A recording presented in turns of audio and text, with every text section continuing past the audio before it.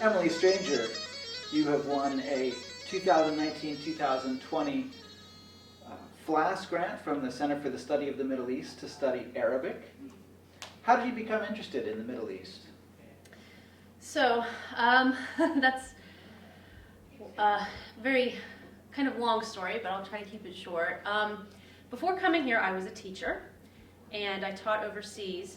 And I always say this, I'm from a small town in the South, and I kind of lived in a bubble for a long time. And when I say that, I kind of got, I don't want to say I got stuck in my town, but I got comfortable. And when I was getting a little bit older and I was teaching, I realized that, I really want to see the world. I feel like I know there's more out there.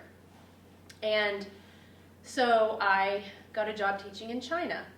And it was when I was in China and I started meeting all of these people from different parts of the world that I realized how truly ignorant I really was of other parts of the world. And I'll say this, and I'm just being honest, I grew up, where I'm from is also a military town, and so, in addition to that, I grew up watching the news during the first Saddam's invasion of Kuwait, and whenever conflicts of the Middle East, whenever I saw things on the news about conflicts in the Middle East, I always just saw the picture of Saddam Hussein, and I truly, when I thought of the Middle East, that's what I saw. That's what I thought of.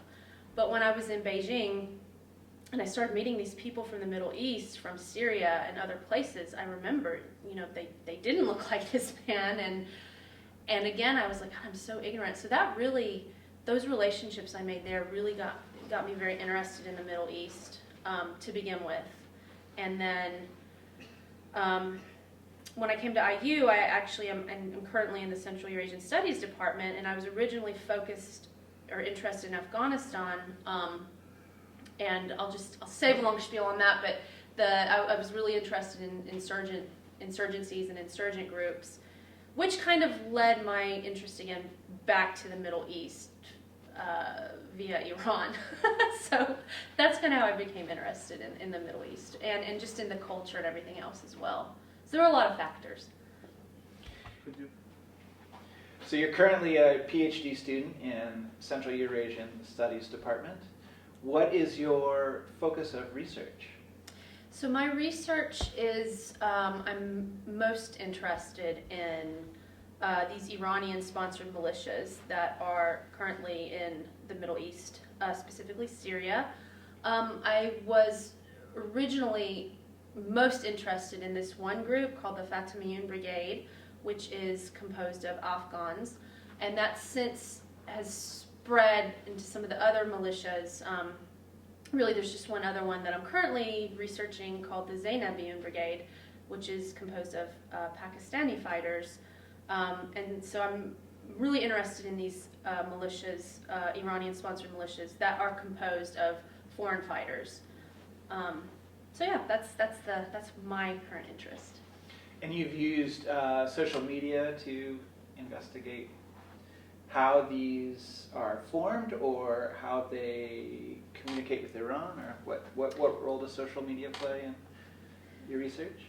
All of those different things. A big thing, because these specific groups are very new, there's not a lot of scholarly research out there about them, which that's fine with me, because then I kind of get to, I feel like I can do my own thing with it. And it's so, yeah, with that being said, I've used online journalistic sources as well as think tanks, and I made a research account to follow these groups and fighters in the groups and things like that, and I find I get a lot of the most updated information by following their posts. So. How has the Center for the Study of the Middle East FLAS grant helped you to pursue your studies? So originally came to IU and I studied Persian, and so that's been very useful. But because these groups are operating inside of Syria and Iraq, a lot of my research involved looking at Arabic sources.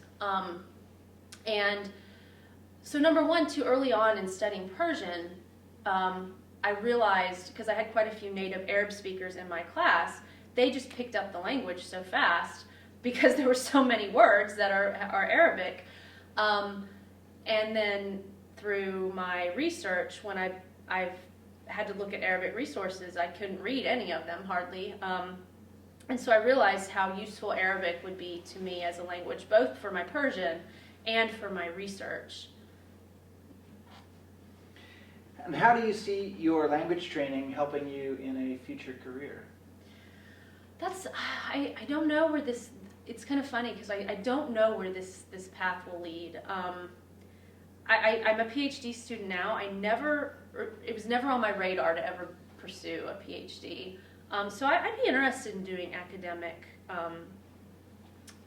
research, or just research in general. And I think I've since realized, and I kind of knew this even when I started teaching English overseas, and I realized how other countries, the focus they put on learning another language, and the fact that we're getting better here in the U.S., but we're still way behind.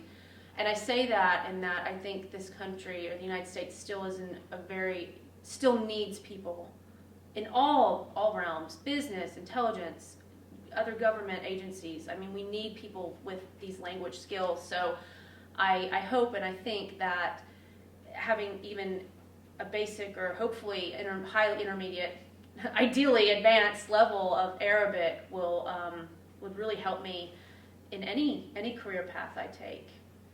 So, Emily Stranger, thank you very much, and congratulations on your 2019-2020 FLAS Award from the Center for the Study of the Middle East. It was really an honor. It's an honor, so I'm very happy to be awarded it.